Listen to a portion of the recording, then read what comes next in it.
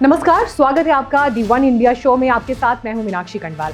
तो आज दिन भर की बड़ी खबरों पर एक ओपिनियन, देश भर में क्या हो रहा है, भारत की बात, भारत की आवाज इस मंच से आपके सामने रखेंगे।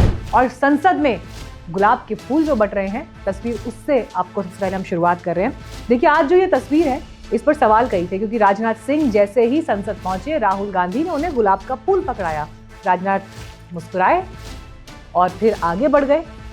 ये तस्वीर डिस्कशन का विषय भी रही, ये तस्वीर अट्रैक्शन का विषय भी रही और ये तस्वीर कई तरह के रिएक्शन का विषय भी रही। लेकिन सबसे बड़ा सवाल यहाँ पर ये उठता है कि लगभग हर दिन जिस नए अंदाज में राहुल गांधी की अगुवाई में विपक्ष अलग अलग तरह के प्रोटेस्ट कर रहा है, इसके मायने क्या है?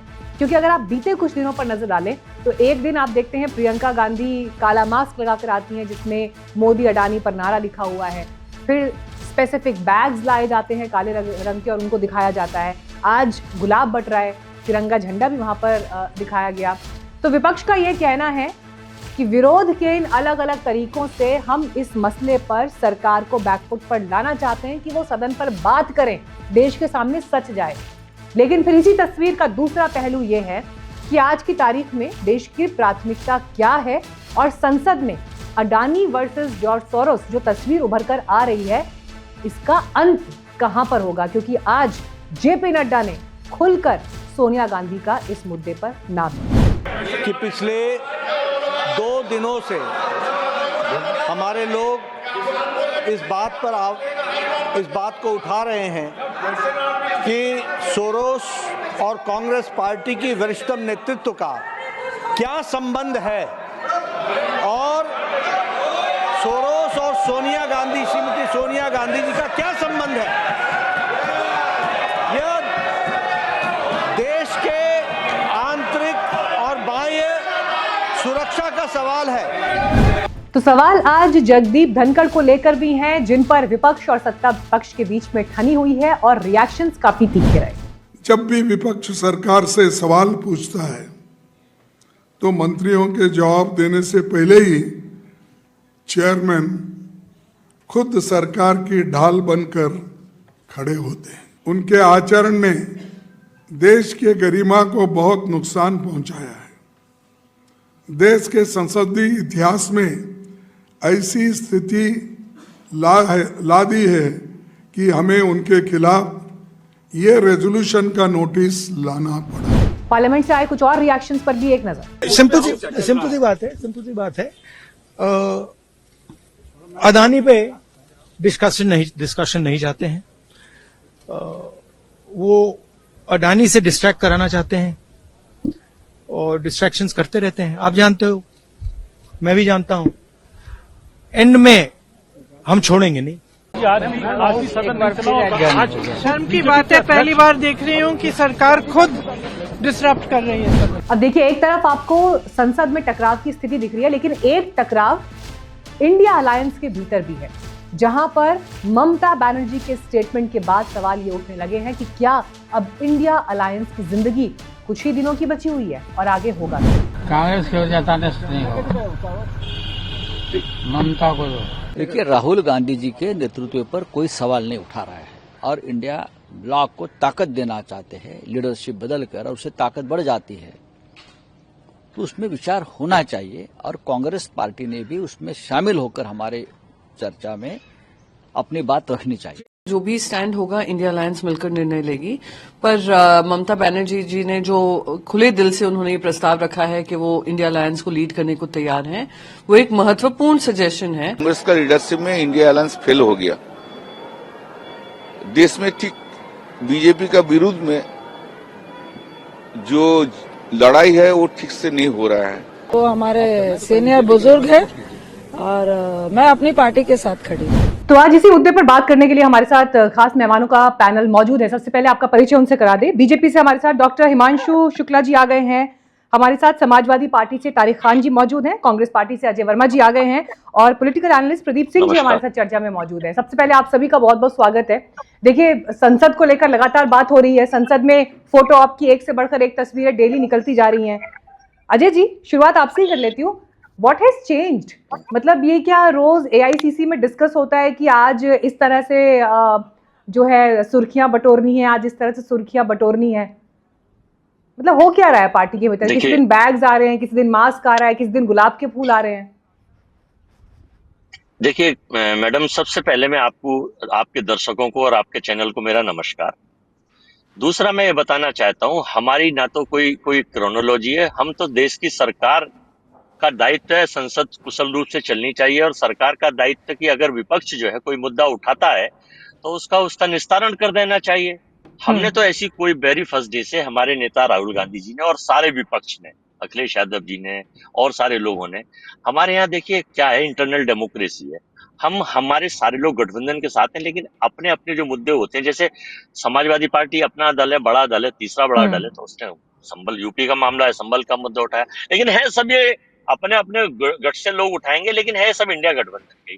अब चूंकि देश का मामला है, देश की साख का मामला है 196 कंट्रियों का, तो अडानी जी का ना कर ना डर। अगर मोदी जी ऐसी कोई बात नहीं है तो जेपीसी गठित कर दें या उस पर जवाब नहीं, उस मुद्दे पर तो मैं आऊंगी आगे। अभी मैं तो आज आपसे ये पूछ रही थी कि जो ये फोटो आपके एक से बढ़कर एक स्टेप्स दिखाई दे रहे हैं ना, कि किसी दिन बैग आएगा, उस बैग को दिखाया जाएगा, फिर एक दिन मास्क तैयार होके आएंगे, फिर एक दिन गुलाब के, जैसे आज गुलाब का फूल दिया गया, आज हमने कार्यक्रम की शुरुआत ही उससे की। मेरा सवाल आपसे ये है कि जिस तरह मैं उसी पे, ठीक है सर, सवाल तो फ्रेम कर लूं एक बार। मेरा क्वेश्चन सर आपसे ये है कि जो ये एक तस्वीर दिखाई दे रही है ना, कि इतनी एफर्ट, इतनी मेहनत और जो पैसा खर्च किया जा रहा है इन फोटो ऑप्स के लिए, सवाल ये उठ रहा है कि कांग्रेस पार्टी की प्राथमिकता में आज की तारीख में फोटो ऑप्स है या संसद चले, ये है?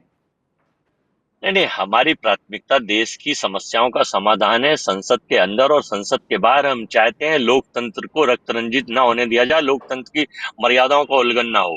ठीक है, तो जरा ये भी बताइए सर, फिर कल क्या दिखेगा? आज तो गुलाब का फूल बटा है, कल के दिन में क्या दिखाई देगा? देखिए, हमने एक ही मिठाई का डिब्बा तो नहीं आएगा? हम चाहते हैं, नहीं, हम चाहे तो यही काम करते हैं अपने इस्तेमाल करने के लिए कभी किसी चीजों का। तो हम केवल ये बताना चाहते हैं मैडम, जरा थोड़ा सा सुन लीजिए, 1 मिनट में बताना चाहता हूँ 30 सेकंड में। हमारा उद्देश्य ये है कि देश की सरकार का काम है संसद को चलाना।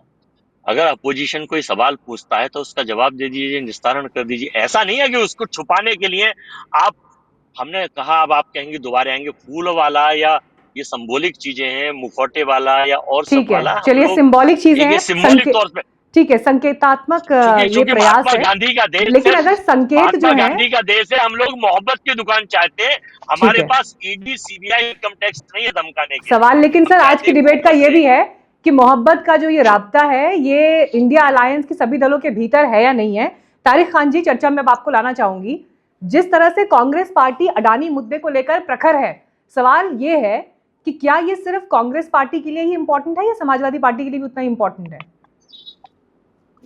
नहीं, देखिए, जब इस बारे में राष्ट्रीय अध्यक्ष जी से पूछा गया तो उन्होंने ये बात कही थी उस वक्त, उसी बात को रिपीट करता हूं कि जान से ज्यादा अहमियत किसी चीज की नहीं हो सकती है, और एक रिस्पॉन्सिबल सिटीजन, और आपके लिए भी शायद यही होगा। तो अगर हम तुलना करेंगे कि भारतीय नागरिक कहीं पर मर रहे हैं और कोई एक मुख्यमंत्री चाहता है कि वो दिल्ली का रास्ता उन मरे हुए लोगों की लाशों पे पैर रख कर कवर करे, तो सबसे पहले वही मुद्दा एड्रेस होना चाहिए। लोग मर रहे हैं, उसके लिए कोई रिस्पॉन्सिबल होगा। 5-6 लोग मर गए, बहराइच में 1 मौत हुई, संभल में 5 मौतें हुई। क्या गोली इंटरनेशनल स्पेस स्टेशन से चली थी? नहीं, धरती से चली थी, किसी ने चलाई थी। अकाउंटेबिलिटी 0। तो हम ये चाहते थे कि उस मुद्दे को एड्रेस किया जाए सबसे पहले। जान की बात है, और जो भारतीय नागरिक हैं जिनके पास आधार है, वोटर आईडी कार्ड है, इसका मतलब जो विपक्ष के नेता हैं उनकी स्ट्रैटेजी गलत है? इसका मतलब विपक्ष के नेता की स्ट्रैटेजी गलत है? नहीं, हमने विरोध नहीं किया, हमने कहा ये मुद्दे साथ में उठने चाहिए, और संभल के मुद्दा हमारी प्रायोरिटी था। हमने ये नहीं कहा कि अडानी का। अखिलेश जी ने कहा कि जब हम कंपेयर करेंगे, लोकसभा में टाइम्स नाउ के चैनल ने अखिलेश जी से यही सवाल किया था कि क्या दोनों में से कौन सी चीज इंपॉर्टेंट है? जान ज्यादा इंपॉर्टेंट है? मुझे नहीं लगता। इसका मतलब, चलिए फिर रिफ्रेश कर देती हूं सवाल। इसका मतलब ये है कि राहुल गांधी और कांग्रेस पार्टी ये समझने में नाकाम है कि जान ज्यादा इंपॉर्टेंट है as compare to Adani, right? अब सही या इसका गलत? डेरिवेटिव मैडम, आप राहुल जी और इस प्रियंका जी तरीके संबल वाले का पीड़ितों से मिले हैं। इस तरीके का डेरिवेटिव आप निकाल सकते हैं, मगर आलोक जी बीच में बोल रहे हैं वो तो संभल गए थे, उनको भी नहीं जाने दिया, हमको भी नहीं जाने दिया। नहीं, अब तो तो पीड़ितों से भाई मुलाकात भी की है आप उन्होंने। जाने नहीं नहीं, पीड़ित तो हम अजय वर्मा जाना चाहते थे ना, वहां बुला के मीटिंग, बुला के तो हमने बहराइच के पीड़ितों से भी मिल लिया, बुला के तो सबसे मिला जा सकता है। यही काम जब विपक्ष में सुषमा स्वराज थी, यही काम आडवाणी जी, यही अटल जी करते थे जब बैलगाड़ी पे बैठ के आते थे, 54 पैसा पेट्रोल डीजल का, यही रोल रहा है विपक्ष का आजादी ठीक है के बाद, जब से हिमांशु विपक्ष जी, की भूमिका में रहे। क्यों प्रॉब्लम होनी चाहिए सत्ता पक्ष को? अगर विपक्ष विरोध के अलग अलग तरीकों का प्रयोग कर रहा है संसद सत्र के भीतर, तो ये तो लोकतंत्र की खूबसूरती है ना। जब आप लोग विपक्ष में बैठते थे तब आप भी करते थे। जी, पहले मैं इस बात का जवाब दूंगा, लेकिन अजय वर्मा जी ने कुछ बातें भी बीच में बोली हैं जो मुझे सुन के थोड़ी सी हंसी आ गई थी। कुछ संसद की और लोकतंत्र की बात कर रहे थे। भाई साहब, आपकी पार्टी में तो लोकतंत्र कभी था ही नहीं। जब पटेल साहब जो है ज्यादा वोट मिलते थे, सुभाष चंद्र बोस को ज्यादा वोट मिलते थे, फिर भी पंडित नेहरू को बना देते हो आप लोग अध्यक्ष। और सोनिया गांधी और राहुल गांधी जो बार बार छोड़ के जा रहे हैं अध्यक्ष पद पे, और फिर पार्टी बुला लेती है, उनके कुछ चमचे हैं बुला लेते हैं कि नहीं नहीं प्रेसिडेंट आप ही रहेंगे। तो इंटरनल डेमोक्रेसी कितनी कांग्रेस में है वो तो हम सबको पता ही है, जो एक ही परिवार 70 साल से है। और दूसरी बात ये जो कर रहे हैं अंबानी अडानी की, ये सिर्फ, अब मैं बताता हूँ, आपके सवाल का जवाब देता हूँ। इनको संसद नहीं चलाना है, इनको करने हैं मजाक, मजाक मखौल करेंगे। कभी हमारे वाइस प्रेसिडेंट की एक्टिंग करेंगे, कभी मिमिक्री करेंगे। इनके नेता प्रतिपक्ष जो है फोन लेके रिकॉर्डिंग बनाते हैं सामने। वो एक टीएमसी के लीडर जो है वो एक्टिंग कर रहे हैं पार्लियामेंट के बाहर, और टीएमसी के राहुल गांधी जो है रिकॉर्डिंग बना रहे हैं। तो ये अगर मजाक मखौल करने आएंगे तो ये ऐसे संसद नहीं चलती है। और ये कह रहे हैं कि अदानी का मुद्दा जो है बहुत बड़ा है। तो भाई साहब, मैं एक चीज पूछना चाहूंगा आपसे कि अंबानी और अदानी जो आपके दो सबसे बड़े दुश्मन हैं, ये आए कब है? ये इनकी ग्रोथ हुई है 2004 से 2014 के बीच। तो 2004 से 2014 के बीच आप लोगों ने, यूपीए सरकार ने 1 लाख करोड़ रुपए के प्रोजेक्ट अदानी अंबानी दोनों को दिए हैं, जिसमें अदानी जो आपका मुख्य दुश्मन है 2004 से 9 तक 10,530 करोड़ का दिया है, और 9 से 14 तक 10,740 करोड़ का दिया है। अगर आपका दुश्मनी है अदानी, अदानी अगर खतरनाक है देश के लिए, और जो यूएस में चार्जशीट दायर हुई है उसमें भी आपकी स्टेट आती है, तमिलनाडु आता है, छत्तीसगढ़ आता है, राजस्थान आता है, आंध्र प्रदेश आता है। अरे भाई, जब आप लोगों ने उनको दुश्मन मान लिया, मैंने इनसे भी थोड़ी देर पहले फिर पूछा था कि 12,400 करोड़ का प्रोजेक्ट क्यों दे रहे हो आप रेवंत रेड्डी, प्रदीप जब जी? इतना बड़ा आपने दुश्मन उनको घोषित कर दिया ठीक है प्रदीप जी, अब आपको आपको चर्चा में संसद जोड़ूंगी। चलाने दीजिए, देश के मुद्दों को चलाने दीजिए, प्रदीप मजाक जी, मखौल अब मत करिए। सवाल यहाँ पर यह है कि अब जो ये परिस्थिति बनती हुई दिख रही है, देखिए पैनल के बीच में ही तमाम टीवी डिबेट्स अडानी इशू पर हो ही रही है ना। अलग अलग डिजिटल प्लेटफॉर्म्स पर ये खबरें छपी रही हैं कि संसद नहीं चल पा रही, अडानी मसले को लेकर एक टकराव की स्थिति पैदा हो गई है। तो जब डिबेट्स टीवी में हो सकते हैं, डिजिटल प्लेटफॉर्म्स में हो सकते हैं, अखबार में एडिटोरियल छप सकते हैं, सब हो सकता है, तो संसद में ये बातचीत क्यों नहीं हो सकती? संसद में क्यों नहीं हो सकती बहस इस विषय पर? मीनाक्षी जी, देखिए डिजिटल प्लेटफॉर्म पे क्या होता है, एक डेकोरम होता है, 4 से 5 लोग होते हैं किसी डिबेट को कर रहे होते हैं, और सब आपके पास अथॉरिटी होती है कि आप किसी का माइक म्यूट कर देंगे। वहां पे तो पता नहीं हुआ क्या हुआ, लेकिन मुझे ऐसा लगता है कि जनता, देश की जनता और देश के पक्ष और विपक्ष में बैठे, खास करके विपक्ष में बैठे हुए जो नेतागण है वो यूज टू हो चुके हैं, चलने देना नहीं है। जो मुद्दे सदन में उठाए जाने चाहिए वो उठते नहीं है, वो सदन के बाहर उठते हैं।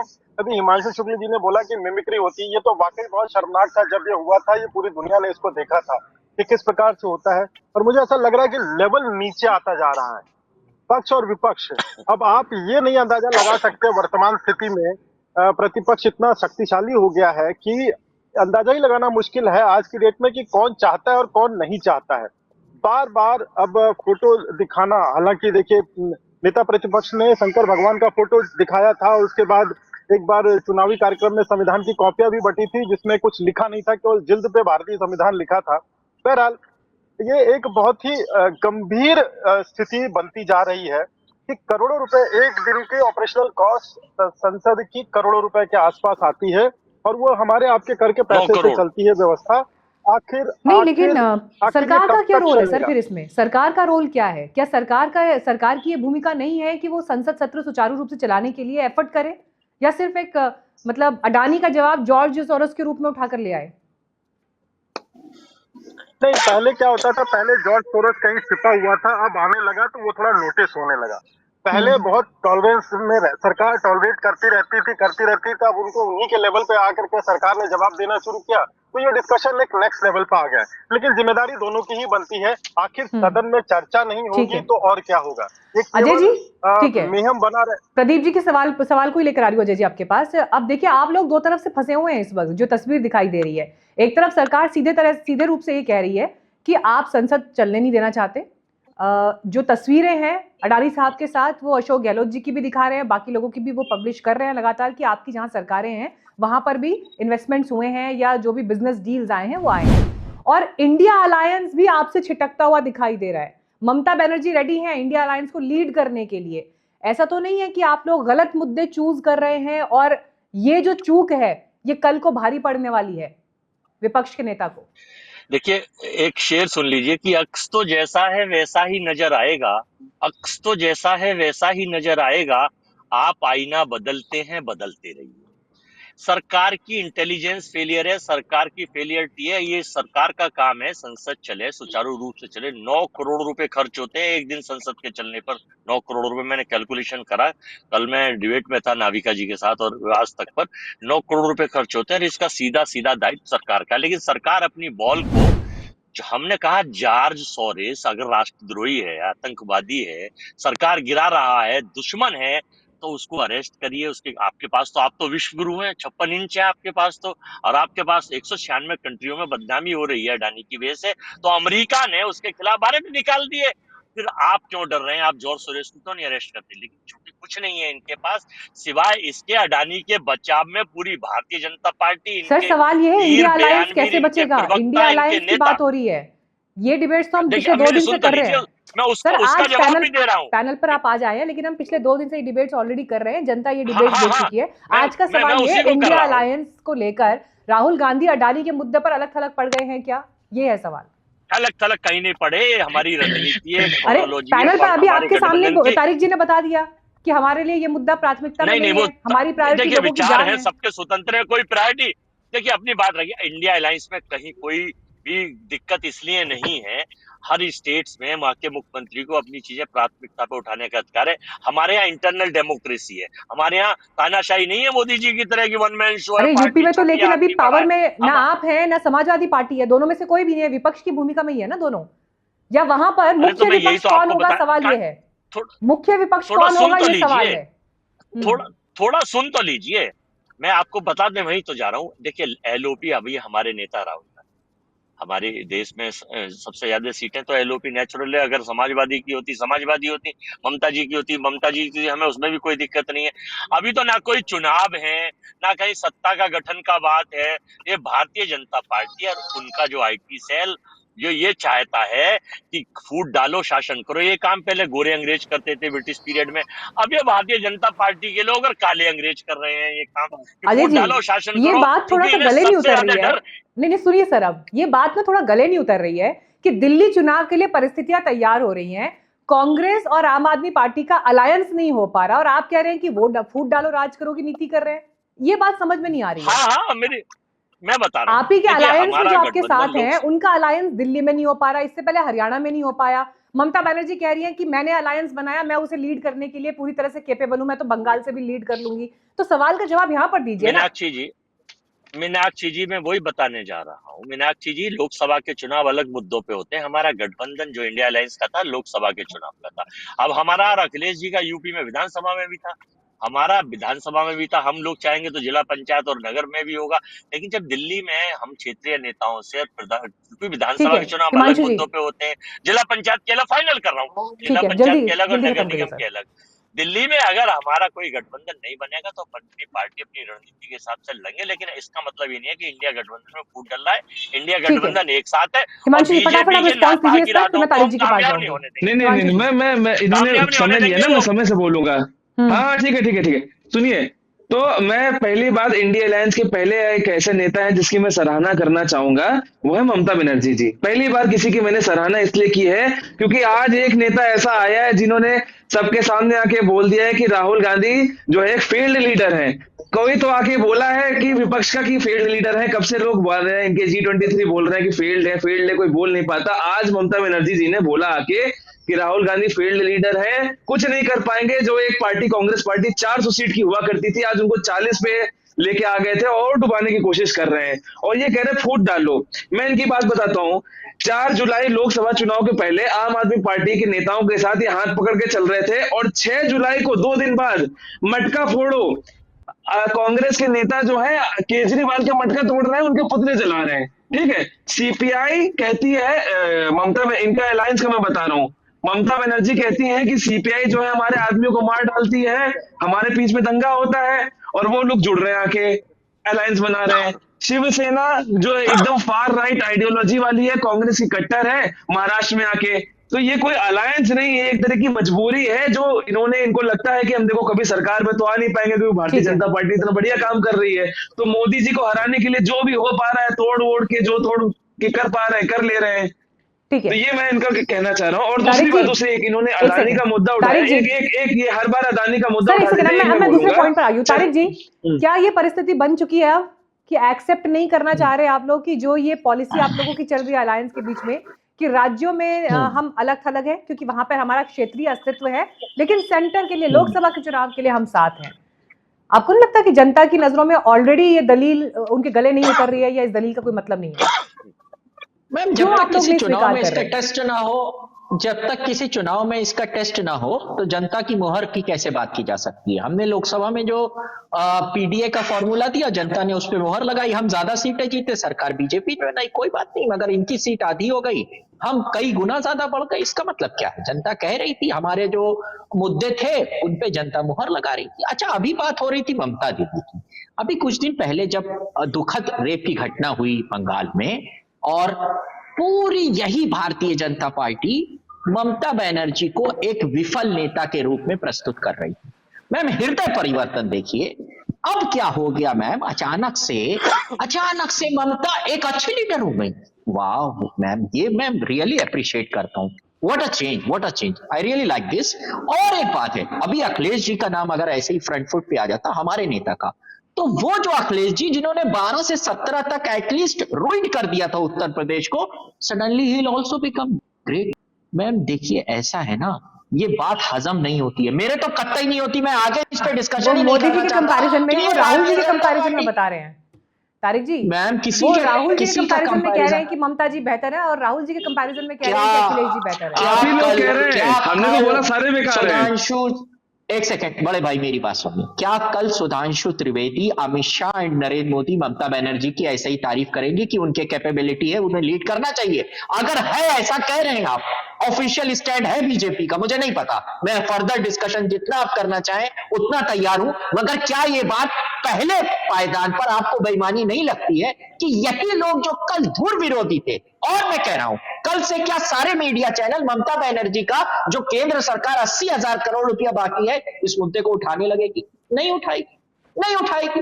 क्या ममता बनर्जी ने जो एंटी रेप केस और रेप बिल अपनी स्टेट में लेके आया, क्या मीडिया कहने लगेगी कि ममता बनर्जी वहां पर सही थी? नहीं। कल वहां के किसी एक विधायक ने कह दिया, मुसलमान था वो, कि हम अपने यहाँ एक मस्जिद बनाएंगे, उसका बाबरी मस्जिद। तमाम चैनल ममता बनर्जी के पीछे पड़े एक तरफ, दूसरी तरफ Mamata Banerjee is a great leader to lead India alliance. मतलब ये आप समझिए क्या। प्रदीप जी, अब आपकी टिप्पणी चाहूंगी, और आपकी टिप्पणी मैं 2-3 पॉइंट्स में अभी तक की डिबेट को बांधने की कोशिश कर रही हूँ। पॉइंट 1, इंडिया अलायंस का चेहरा अगर राहुल जी को एक्सेप्ट नहीं कर रहे बाकी लोग, तो कौन होगा? और पॉइंट नंबर 2, अगर ये परिस्थिति बन जाती है अलायंस के भीतर, तो क्या कांग्रेस को ये मंजूर होगा कि देश की सबसे पुरानी पार्टी, नेशनल पार्टी होने के नाते, वो अलग थलग पड़ जाए और लीड करने की स्थिति में अगवा के रूप में कोई और हो? क्या ये संभव होगा? क्या पॉसिबिलिटीज आप यहां से देख रहे हैं? क्योंकि देखिए जब कैंडिडेचर की बात होती है, तो अगर आप राहुल गांधी वर्सेस ममता बनर्जी देखेंगे, तो प्रशासनिक अनुभव हो, पॉलिटिक्स का अनुभव हो, उस पर तो ममता बनर्जी भारी हैं ही, उनका प्रोफाइल स्ट्रांग है, इससे तो इनकार नहीं किया जा सकता। मीनाक्षी जी, देखिए, बिना आग के तो धुआं उठता नहीं है, ये तो सच बात है। कांग्रेस के मित्र, वो चूंकि कांग्रेस के कार्यकर्ता है, उनके सर्वप्रिय नेता है, वो उनको डिफेंड करेंगे ही करेंगे, किसी स्थिति में किसी हद तक जाकर डिफेंड करेंगे। कोई भी कांग्रेस का कार्यकर्ता ऐसा नहीं होगा जो राहुल जी को प्यार न करता हो। बहरहाल आते हैं इंडिया गठबंधन पे, तो देखिए, ममता जी ने एक टाइम चुना है, एक समय चुना है, और वो सब कुछ देखने के बाद 2012 चुनाव के पहले भी वो कह सकती थी, या और पहले कह सकती थी कि ठीक है अब आपसे न होगा, अब चेंज होना चाहिए। सबसे पहले तो इंडी गठबंधन जो है उसका आधार ही इतना मजबूत नहीं है कि उसकी कंटिन्यूटी की कोई गारंटी ले सके, पहली बात। दूसरी बात कि अब देखिए ये महाराष्ट्र का चुनाव, महाराष्ट्र जो है हमारी आर्थिक कैपिटल मुंबई वहां पे पड़ती है, तो वहां का चुनाव हर पार्टी के लिए बड़ा महत्वपूर्ण होता है, चाहे वो सत्ता पक्ष में हो चाहे विपक्ष में हो। विपक्ष को यहाँ पे बड़ी बुरी हार का सामना करना पड़ा, बगले झांकने पड़ती है उसका एक्सक्यूज देने के लिए कि कितने बड़े राजनीतिक पंडित थे, लेकिन हुआ क्या अल्टीमेटली।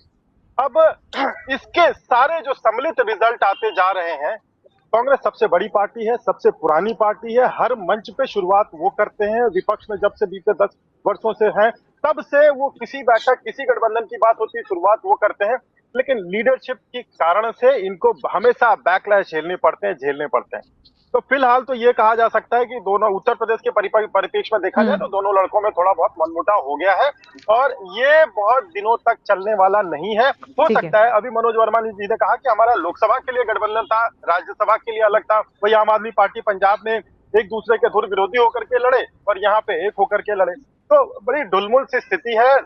जनता कंफ्यूजन की स्थिति में है कि इंडी गठबंधन को लेकर के क्या मत बनाया जाए, कोई कंटिन्यूअस कॉन्क्रीट मत बनाया जाए भी कि नहीं बनाया। ठीक है, इंडिया अलायंस मुश्किल में है अजय जी। अब मैं क्लोजिंग रिमार्क्स की तरफ बढ़ रही हूँ। इंडिया अलायंस मुश्किल में है, और इस सवाल में मैं एक बात और ये जोड़ना चाहती हूँ।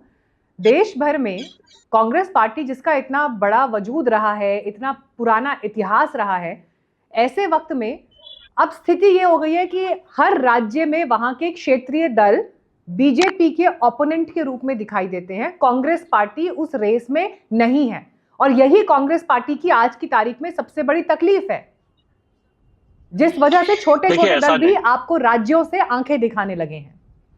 ऐसा नहीं है, कोई आंखें नहीं दिखाता। इस समझौते का नाम अगर आंखें दिखाना है तो कोई कुछ भी कह सकता है।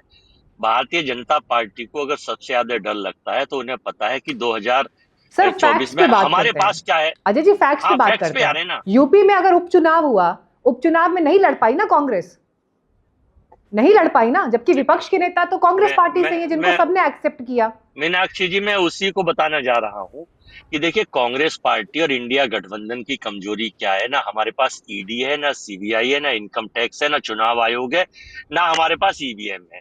हमने कहा अभी महाराष्ट्र के एक गांव में मॉक कॉल करने के लिए चुनाव आयोग ने, पता है वहां पुलिस ने क्या लठ बजाया कि मत करिए, क्षेत्र में सारे लोग हैं, एक एक इनकी वोट डाल दीजिए तो दूध का दूध पानी का पानी हो जाएगा। जहां कांग्रेस को वोट ही नहीं मिली है, सारे गांव वालों ने कहा है, उसका पूरे चैनलों पे उस पर बैन लगा दिया, रोक दिया चुनाव आयोग को। अगर इतनी इनमें हिम्मत है और मोदी जी को डर नहीं लगता है तो इन्हें एक तो आडवाणी की जांच करा लेनी चाहिए। फाइनल कर रहा हूं। दूसरा, चुनाव आयोग की जो हम ईवीएम पे चर्चा कर रहे हैं, 156 कंट्रियां मतपत्र से चुनाव करा रही हैं, तो न करना डर। आप अगर लोकप्रिय नेता है तो उससे करा लीजिए, लेकिन इनको कराएंगे नहीं, क्योंकि नेतन्याहू साहब आज एक मुकदमे में फंस गए हैं। और नेतन्याहू साहब, इजराइल से भारत के कनेक्शन सबको पता है कि वहां पाटिल साहब बहुत जाते हैं, सीआर पाटिल साहब, और इजराइल सबसे ज्यादा, जब वो पेगासिस आया था तो वो इजराइल के पास ही सबसे बड़ा हुआ है। आज नेतन्याहू साहब को भी 4 घंटे कोर्ट में रहना पड़ा, और उस मामले में भ्रष्टाचार के में अगर फंसे तो 10 साल की जेल होगी नेतन्याहू साहब को। कल भी कोर्ट में जाएंगे। बहुत बातें हैं, बहुत सारी बातें हैं, बहुत सारी चीजें आप कह रहे हैं। मतलब अगर इतनी गारंटेड इन्फॉर्मेशन आपके साथ है तो मुझे लगता है फिर ये कंप्लेंट्स लेकर आपको एडमिनिस्ट्रेशन के हर उस विभाग में जाना चाहिए जिनकी ड्यूटी बनती है इसकी इन्वेस्टिगेशन करना, है ना। मेरे पास तो कोई एजेंसी है नहीं जो मैं आपके इन दावों की पड़ताल अभी ऑन स्पॉट डिबेट में बैठ के कर सकूं, लेकिन अगर आपका इतने स्पेसिफिक इनपुट्स हैं अगर आपके पास, तो ये बहुत सीरियस चीजें हैं। मुझे लगता है इसको तो डेफिनेटली कोर्ट की दहलीज तक जाना चाहिए। क्लोजिंग रिमार्क्स ले रही हूँ, ठीक है हिमांशु जी, क्लोजिंग रिमार्क्स फटाफट सर, 30 सेकंड में। जी, इसी में अजय जी की बात से सहमत हूँ। इसी कारण से कांग्रेस गिरती जा रही है कि सवाल इनसे पूछा जा रहा है अलायंस के बारे में, पहुंच जाते हैं इजराइल पे। अरे भाई, अपनी पार्टी को नहीं देखोगे तो कैसे चलेगी। कांग्रेस जो है उसको अपने कर्मों की अब सजा मिलने लग गई है। पूरे देश की जनता मान गई है कि इसको हटाना है। कांग्रेस आज एक परजीवी पार्टी रह गई है जो हर स्टेट में स्टेट पार्टी के साथ अलायंस में बस किसी तरीके से जुड़ी हुई है, 1-2 सीट 4-5 सीटें लाके खुश है। मेरे बीच में नहीं, आपके बीच में मैं नहीं बोला था। एडमिनिस्ट्रेशन की बात कर रहे हैं आप, इतने सीनियर स्पोक्स पर्सन होते हुए आप ईडी सीबीआई अदानी पे इल्जाम उठा रहे हैं। आपके पास भी तो 14 के पहले थी। आप सरकारी कर्मचारियों पे जो पहले एलिगेशन लगा रहे कि वो चोर हैं, और अगर ठीक है, अडानी तारिक से खान इतनी जी, दिक्कत है मैं तो क्लोजिंग भूपेश रिमार्क्स ले रही बघेल हूँ। भूपेश ठीक है सर, बघेल हो गया, को 30 सेकंड हो 35,000 गए। करोड़ का दिया है तो भूपेश बघेल को जेल में डालिए ना, तारिक जी नहीं डालेंगे। क्लोजिंग रिमार्क्स ले अगर रही हूँ। अदानी तारिक, ने एक सेकंड सर, तारिक अगर जी क्लोजिंग रिमार्क्स ले रही लास्ट हूँ। बात अब है, मेरा सवाल आप लास्ट बात है, अगर अदानी ने घूस दी है तो भूपेश बघेल भी अंदर जाने चाहिए ना। अगर अदानी घूस देते हैं तो भूपेश बघेल को दी है, इसका मतलब दोनों लोग को जाना चाहिए, तो आप अंदर डालिए उनको ठीक पहले। है। तारिक जी क्लोजिंग रिमार्क्स हो रहे हैं sir, please. Tariq ji closing remarks ले रही हूँ। मुझे ये बताइए कि अगर संसद सत्र अडानी के मसले पर ही आगे पूरा शहीद हो जाता है तो क्या अखिलेश जी, समाजवादी पार्टी इसे समर्थन देगी आगे? आप लोगों को मंजूर है कि शीत सत्र यूं ही बर्बाद होता रहे? हमने सिर्फ प्रायोरिटी बताई कि संसद तो चलने देना चाहिए ना, संसद, और ये नहीं चलने दे रहे। आज तक मैं बताइए, कभी आप विपक्ष का नेता 1969 में बना पहली बार, तब से लेकर आज तक कभी विपक्ष का नेता कोई भी हो, उसका नाम एबीसी रख दीजिए, एबीसी, उसको देशद्रोही कहा क्या? संबित पात्रा प्रेस कॉन्फ्रेंस कर कहते हैं कि देशद्रोही, सरकार से कोई भी सवाल पूछेगा वो देशद्रोही हो जाएगा। ऐसे तो कोई बात हो ही नहीं सकती। इसका मतलब ये है कि विपक्ष ये करने लगे कि कहने लगे भैया आप जो कर रहे हो सही हो, हमारा फुल समर्थन है, जैसे आडवाणी ने किया था, जैसे अटल ने किया था, और जैसे सुषमा स्वराज ने, जैसे सारे बीजेपी नेताओं ने समर्थन आंख बंद करके दे रखा था जब वो विपक्ष में थे। ये क्या तरीका है? हम कुछ भी कहेंगे, आप कहेंगे बाहर से फंडेड है और देशद्रोही, कोई सवाल। चलिए देखिए, ये बातचीत का मकसद भी यही था कि अलग अलग विचार जो हैं संसद में तो सुनाई दे नहीं पा रहे, संसद में तो पता चल नहीं रहा कि कौन क्या कहना चाहता है, और देश के सबसे बड़े मंच से जनता की बातें तो एड्रेस हो नहीं पा रही, लेकिन कम से कम इन्हीं डिबेट्स के बहाने एक चर्चा का मंच तैयार करने की कोशिश थी। धन्यवाद आप सभी का हमें समय देने के लिए और इस बातचीत में जुड़ने के लिए। हम यहाँ से देखिए यही एक्सपेक्ट करते हैं कि कम से कम जनता के इश्यूज अब संसद में एड्रेस हो, किसी भी एक विषय पर टकराव की स्थिति ऐसी ना बन जाए कि उससे आगे बातचीत ही ना हो, क्योंकि लोकतंत्र की खूबसूरती ही यह है कि यहाँ पर बातचीत के आधार पर हल निकाले जाते हैं, रास्ते निकाले जाते हैं, और अफसोस इस बात का है कि संसद में वो रास्ता निकालने की कोशिश अभी किसी भी तरफ से दिखाई नहीं दे रही है। इसे आप संसद का, देश का दुर्भाग्य कुछ भी कह लें, लेकिन आज का सच यही है।